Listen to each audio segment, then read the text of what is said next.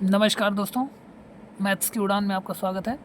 आज हम बात करने वाले हैं यूपी बोर्ड के कक्षा 10 के सिलेबस के बारे में, जो कि मैथ्स का है। तो मैथ के सिलेबस में क्या क्या आने वाला है आपके सब्जेक्ट से रिलेटेड, तो हम इसको पहले क्लास में बात करेंगे। तो जो आपका पेपर होने वाला है मैथ का, वो 3 घंटे के समय का होगा। इसके अलावा 70 अंक आपको लिखित परीक्षा में और 30 अंक प्रोजेक्ट कार्य के लिए निर्धारित किए गए हैं। लिखित परीक्षा में आपको न्यूनतम 23 मार्क्स और प्रोजेक्ट कार्य में आपको 10 मार्क्स, यानी दोनों मिलाकर के 100 में आपको 33 मार्क्स की आवश्यकता है पास होने के लिए। इकाई की बात करें तो यहाँ पर कौन कौन सी इकाइयाँ हैं, तो पहली इकाई संख्या पद्धति आपको पढ़ना है, जो 5 अंक से आएगा। बीजगणित में आपको 18 अंक मिलेंगे।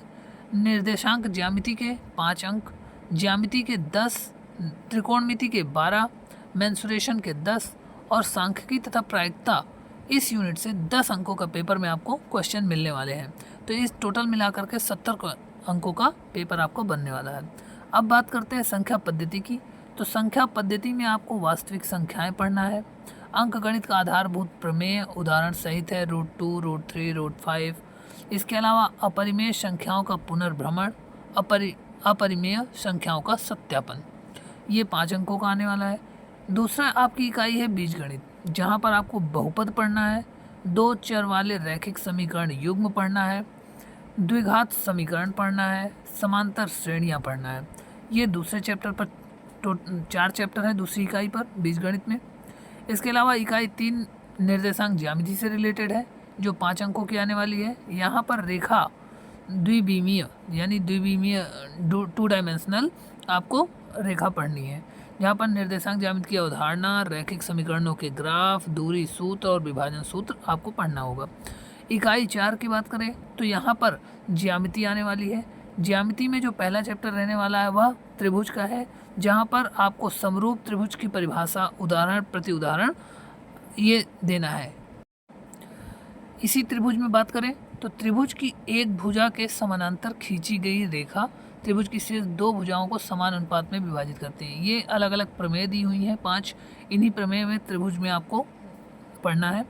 इसके अलावा वृत्त पढ़ना है, जहाँ पर वृत्त की स्पर्श रेखा और स्पर्श बिंदु से संबंधित क्वेश्चन होंगे। इकाई 5 में आपको त्रिकोणमिति पढ़ना है, जहाँ पर त्रिकोणमिति का परिचय है, त्रिकोणमिति स्तर और सामिकाएँ हैं। इसके अलावा हाइट एंड डिस्टेंस है, ऊंचाई और दूरी। इकाई 6 में आपको मेंसुरेशन पढ़ना होगा, जहाँ वृत्तों से संबंधित क्षेत्रफल होंगे, पृष्ठीय क्षेत्रफल और आयतन के क्वेश्चन जहाँ मिलने वाले हैं, जहाँ पर आपको गोला, बेलन, शंकु, घन, घनाभ, इन सब के बारे में आपको पढ़ना होगा, जहाँ पे पृष्ठीय क्षेत्रफल और उनके आयतन के विषय में। इसके अलावा इकाई 7 सांख्यिकी तथा प्रायिकता की है, जहाँ पर पहले में सांख्यिकी और दूसरे में प्रायिकता आपको पढ़ना होगा। सांख्यिकी के अंदर माध्य, माध्यिका और बहुलक आने वाला है। प्रायिकता में तो एकल घटना से आधारित क्वेश्चन होंगे, प्रायिकता का सैद्धांतिक परिभाषा होगी। तो ये था पूरा आपका सब्जेक्टिव क्वेश्चन। इसके अलावा प्रोजेक्ट कार्य की बात करें तो प्रोजेक्ट में आपको प्रथम आंतरिक मूल्यांकन परीक्षा, जो भी प्रोजेक्ट अगस्त माह में लगभग हो जाती है। इसके अलावा दिसंबर माह में आपको द्वितीय आंतरिक मूल्यांकन होगा और 4 महीने की ये परीक्षाएं होंगी, प्रथम मासिक परीक्षा, द्वितीय मासिक परीक्षा और तृतीय मासिक परीक्षा। इनके भी यहाँ पे आपको नंबर मिलते हैं और इंटरनल मार्क्स होते हैं, तो ये कॉलेज वाले ही देते हैं, तो स्कूल कॉलेज से आपको मिल जाते हैं। तो इस तरह से आपको मैथ के क्लास 10th की परीक्षा में ऐसे पेपर देना है। तो ये थी पूरी आपकी डिस्क्रिप्शन। तो ये थी यूपी बोर्ड की क्लास 10th के मैथ के सिलेबस, जिसके बारे में हमने आज डिस्कशन किया है। इसके बाद हम लोग संख्या पद्धति से स्टार्ट करेंगे पहले क्वेश्चन से, जहाँ पर हम पूरे चैप्टर वाइज चलेंगे।